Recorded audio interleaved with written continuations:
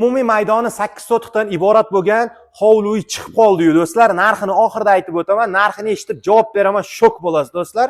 Chunki bu 8 sotixdan iborat bo'lgan hovlimiz 6 xonadan iborat bo'lib, hamma shart-sharoitiga ega.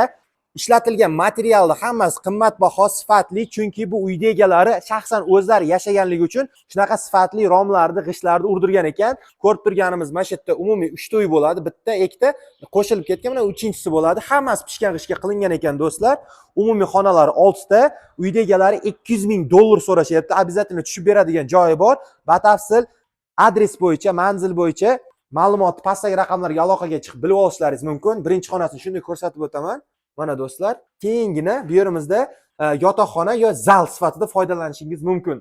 Xullas, pastdagi raqamlarga aloqaga chiqib, batafsil ma'lumotlarni bilib olamiz. Qo'shimcha videolar kerak bo'lsa, YouTube'da batafsil videoyimiz chiqqan va qo'shimcha ma'lumotlar, ya'ni fotosuratlarni ham Instagram yo Facebook yo Telegram orqali yozsalaringiz, обязательно jo'natib yuboramiz do'stlar.